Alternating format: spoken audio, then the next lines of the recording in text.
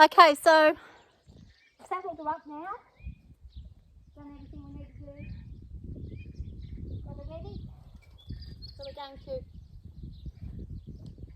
have a bit of a ride with the saddle now and see how she reacts to that after having a bareback ride.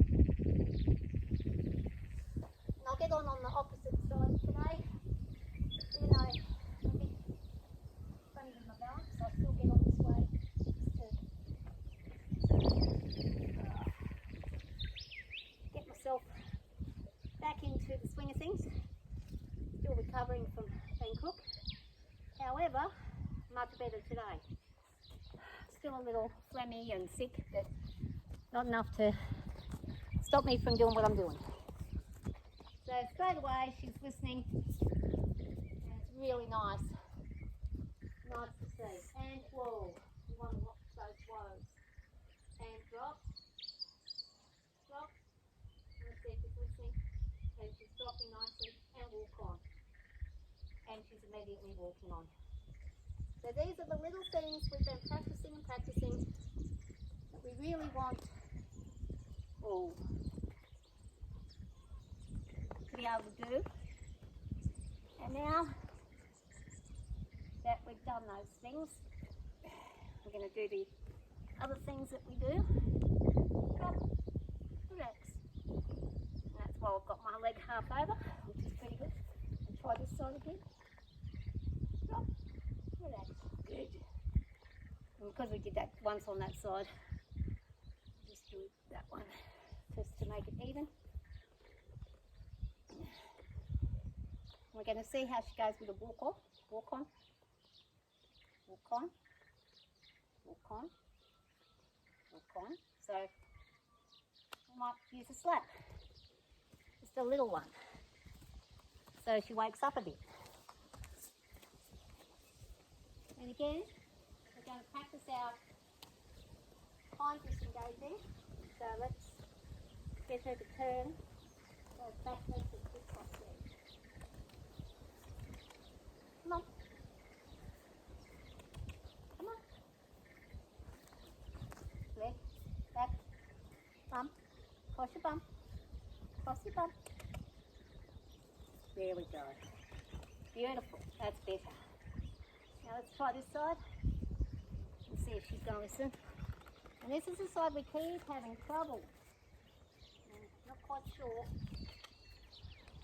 what it is that's bothering her on this side, but now she's not listening very well. So I'm going to stop her, ask her to turn. Good. You see, this is where she's fighting a little bit. So I'm going to hold my hand tight. There, and now I'm going to relax it. Yeah, there we go. Then ask her to move her bum. Now the way I'm doing it means she's going to have to spin those legs. Move those back legs. There we go. Now there we are. We disengage. Beautiful. Instant release as soon as they disengage. See if she walk on. Walk on. Give it a twice. Give it a third time and then give her a kick. You don't want her to be a kicky horse. Walk. You want her to listen to the command. Drop. Drop. Drop. Good. Good. Good. And that's a lovely release of the neck. And we're going to do a little bit of this kind of stuff here. Oh, yeah. Oh, look at that. Drops. As soon as I pat her, drops straight away. This is getting her so desensitized to things that it will just be nothing to her. To feel. See that? As soon as she taps, drops her head. I don't know if you can see it or not, but yeah. Oh, let's be clumsy on that side. A bit of a stretch. Walk on. Walk on. And she's second toe. Yeah. Give them a little bit of time because they're young. They haven't done this for years and years and years. 6 months of work all together is all this girl's had. And I'm going to get her to neck range for a bit. I'm going to go round.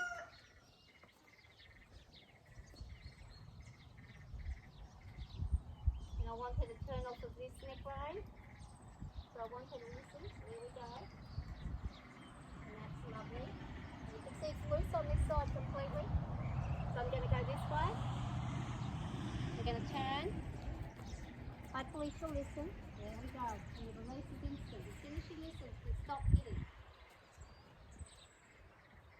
Stop that range slap. Now we go again. And as soon as she starts to turn, I release, and I don't need to do another one unless she's not going in the direction fast enough or in the way I'm asking. And we're going again. And she's not listening, so now I'm going to get it a little bit more frantic. And whoa. Whoa. And I didn't even have to put anything on those reins then. And she's immediately straight into the pose with her head down. Beautiful. That's what you want. This is what we're after. Practice over and over again. It makes a big difference when you're out. Having a horse that will listen like this. It really does. I'm going to come a bit closer in.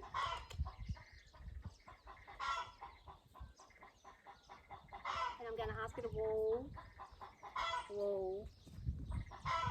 And there we go. Drop. Drop. Drop. Drop. What I want her to do now is drop. And straight away she's dropping. She's listening to that cue. She's going down. And look at that. Now that compared to a horse's head's high, looking around crazily, not knowing what's going on, frightened of everything. This is what we want. That relaxed state. That when I'm on your back, you can be relaxed and trust that I know what's right to make sure you're okay. That's what these guys want to know. That they can trust us. And we have to trust them. And that's the hardest thing when you're nervous, like I am. And the reason why I'm nervous is because I came off and I broke my L4 and L5 in my back. And I ended up with 4 discs in my neck that are out. And trust me, when that happens, it makes you think twice about what you're doing. It really does cause severe nerves and anxiety when it comes to riding. I wasn't fearful at all until after that happened. But I will tell you this, within a couple of weeks after coming off, and that was a 12-hand pony that I broke in. My fault, he did nothing wrong, but I was back on. I never rode him again. I didn't do it because I was afraid, number one, but also I didn't want to make it unfair for him. He was very nervous about everything after that happened.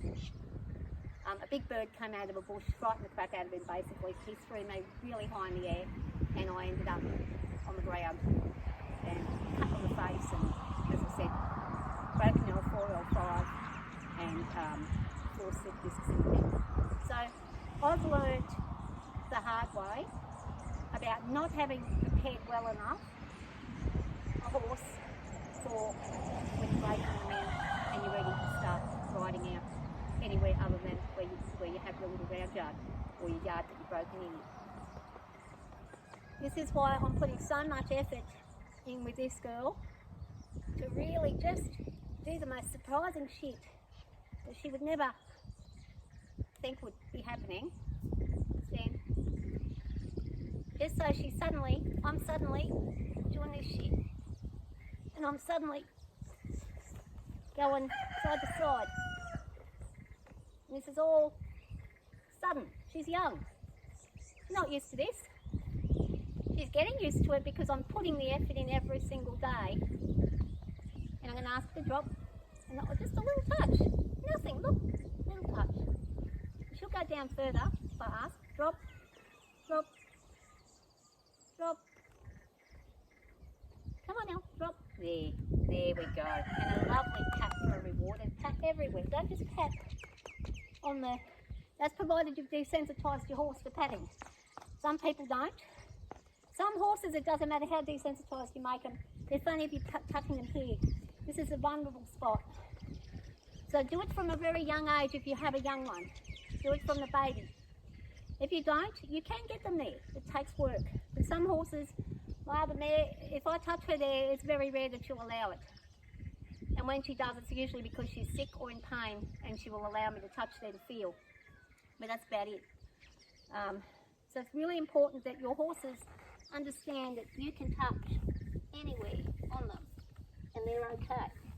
Up and under and over and ears and mouth and nose and everything. And they enjoy that physical touch when they're used to it. They enjoy that massage on the neck like this. Oh, look at this. This girl really likes this. And up, up. Good girl. So this is what we want to do with our horses. We want to get them to a point where they just have that faith in us. And we know that wherever we are, they're going to have faith that we know how to handle the situation. And if we don't, that we trust that they know how to handle the situation. And here we go, we're going to turn that neck.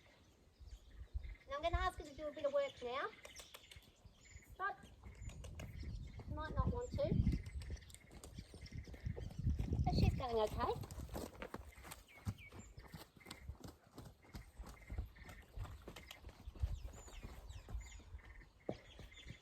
And round, drop.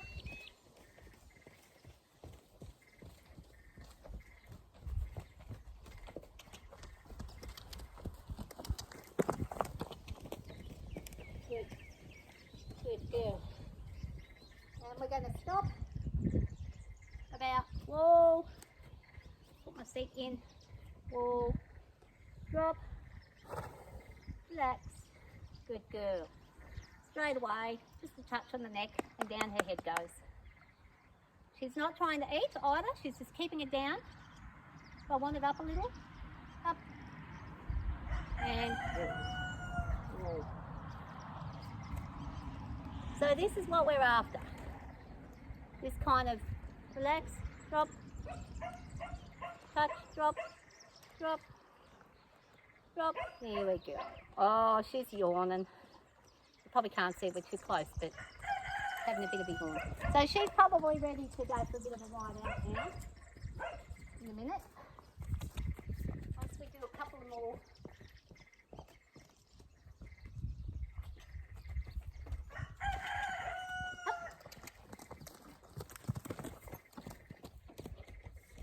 A couple more laps.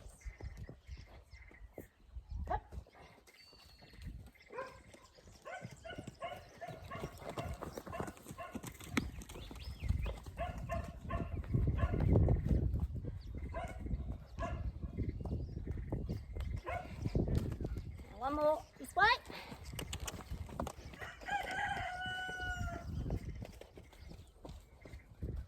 And up nice. Whoa, whoa. So we're not listening now, so we're going to stop. There we go. Much better. Head straight down. Didn't have to touch it, nothing. She just does it automatically. And that's what I said. You'll look at that wall. Drop. We'll get that automatic drop after a bit of time. There we go. That nice level, relaxed drop. That's what we're after. So when we have that, we have submission. We have a horse that's thoughtful and quiet and calm. We have a horse that's going to listen better.